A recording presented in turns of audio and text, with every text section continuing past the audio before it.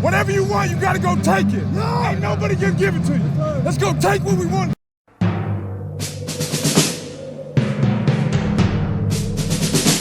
The autumn wind is a pirate, blustering in from sea. With a rollicking song he sweeps along, swaggering boisterously. His face is weather-beaten. He wears a hooded sash, with a silver hat about his head, and a bristling black mustache. He growls as he storms the country, a villain big and bold. And the trees all shake and quiver and quake as he robs them of their gold. The autumn wind is a raider, pillaging just for fun. He'll knock you round and upside down and laugh when he's conquered and won. At the start of the season, Las Vegas Raiders quarterback Derek Carr was off. In a new complex offense, he wasn't comfortable. Slot receiver Hunter Renfrow, tight end Darren Waller, and receiver Davante Adams were struggling in it too. So the fourth quarter comebacks and game-winning drives Carr is known for in one-score games of the past turned into mistakes, like receivers running the wrong routes and falling over each other. Drop passes turned into interceptions and fumbles turned into touchdowns to lose games too. The Raiders were 0-6 in their first 6 one-score games, and Carr was off in his new offense like he was as a rookie in 2014, in 2017, and in 2018. Then right as Carr started to get a little comfortable in the offense around week 6, Renfrow and Waller were out with injuries. Then the Raiders lost more before figuring out how to use Adams and running back Josh Jacobs off of each other. They put up big numbers and got a ton of credit for the Raiders winning 2 one-score games in a row. Meanwhile, Carr has been quietly putting it all together.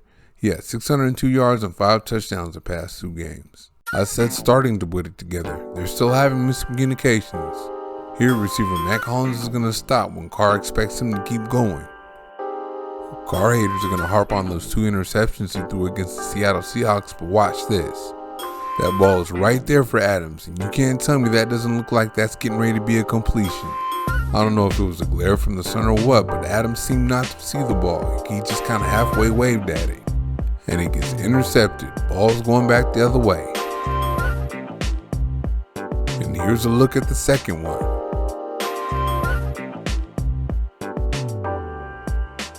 That ball was in both of Foster Moreau's hands. The linebacker in coverage really wasn't that big of a factor because Moreau had already dropped the ball before he even swiped at it.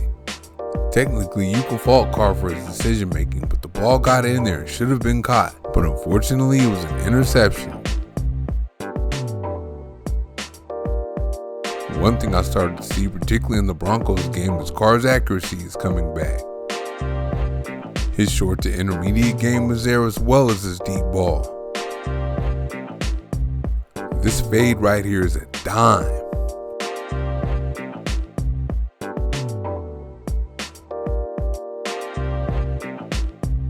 He's going to show the big arm and accuracy here.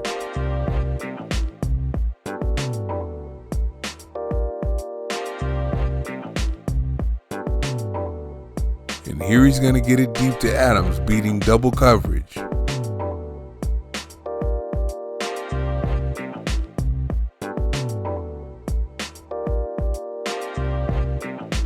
And when he threw this game winner here, I knew he was back.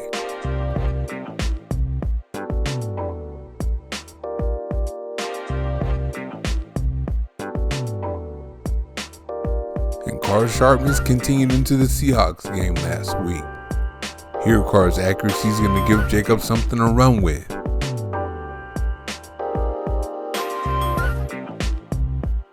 And here he's going to get one in between 3 defenders.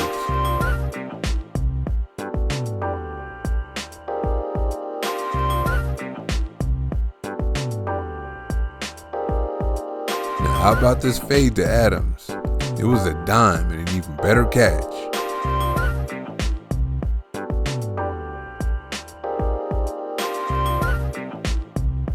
Here's a dime to Abdullah for one of his 5 touchdowns in the last 2 games.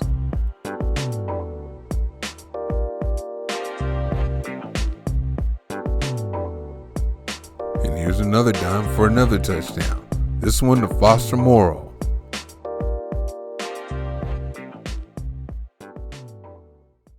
One thing that jumped out in the Seahawks game that hasn't been the case all year this year was his work on third down. He's getting the ball to different guys on third down now. This one is scatback Amir Abdullah. And this is a beautiful throw for a third down conversion to Hollins.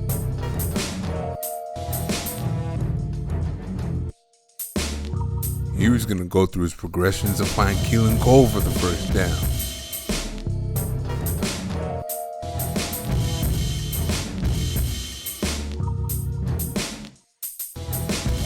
Even though he's spreading the ball around, you know he's going to go to Adams on third down.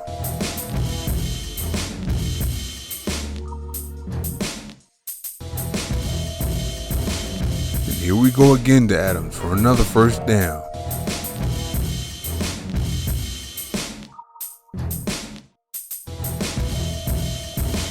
Haters like to say Carr has no pocket presence, but watch him shuffle up right quick to avoid the edge rusher diving at his legs. Then the big completion to Jacobs.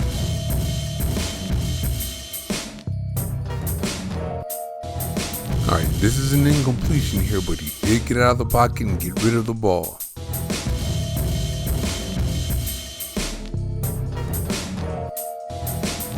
Here he gets out of the pocket and gets it to Jacobs.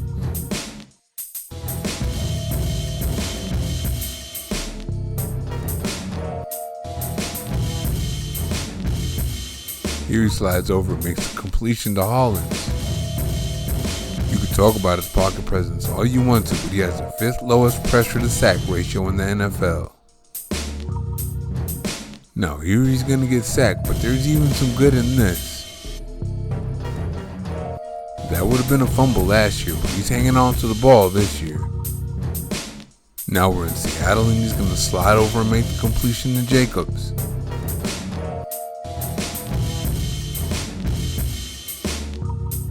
Here he's going to do what everyone wants to see him do more of. He's going to run for a first down.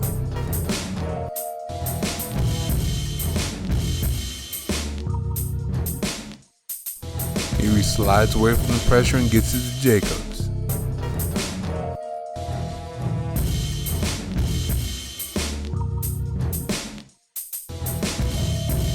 On this trick play here that no one gets fooled on, he's going to do what he does best. Get rid of the ball quickly.